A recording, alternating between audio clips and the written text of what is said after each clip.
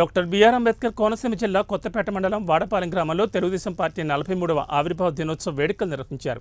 ఈ కార్యక్రమానికి ముఖ్య అతిథిగా ఎమ్మెల్యే బండారు సత్యానందరావు హాజరయ్యారు. ఈ సందర్భంగా పార్టీ జెండాను ఆవిష్కరించారు. అనంతరం ఆయన మాట్లాడుతూ పార్టీ ప్రారంభం నుండి ఇప్పటి వరకు అండగా ఉన్న ప్రతి కార్యకర్తకు శుభాకాంక్షలు తెలిపారు. ఈ కార్యక్రమంలో తెలుగుదేశం పార్టీ నాయకులు, కార్యకర్తలు అధిక సంఖ్యలో పాల్గొన్నారు.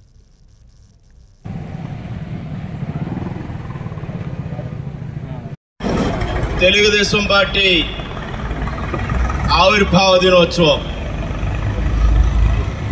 తెలుగుదేశం పార్టీని స్థాపించి 43 వసంతాలు పూర్తి చేసుకుని 44వ వసంతంలోకి అడుగు పెడుతున్నటువంటి శుభ సందర్భంలో ఒక్కసారి తెలుగుదేశం పార్టీ ఆవిర్భావం నుంచి ఆనాడు తెలుగు ప్రజలందరూ కూడా అన్నగా భావించే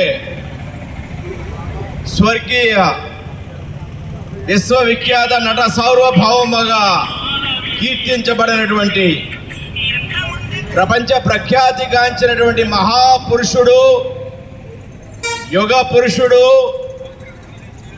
గొప్ప మహనీయ వ్యక్తి శ్రీ నందమూరి తారక రామారావు గారు ఆనాడు 1982 మార్చి 29న తెలుగుదేశం పార్టీని స్థాపించి అనతి కాలంలో 9 నెలల్లోనే అధికారంలోకి వచ్చి ఉమ్మడి ఆంధ్రప్రదేశ్లో ఆనాడు ఒక చెరగని ముద్రని, పెను సంచలనాన్ని సృష్టించి పెను మార్పులు రాష్ట్ర వ్యాప్తంగా రాజకీయాలనే కుదుపు వేసి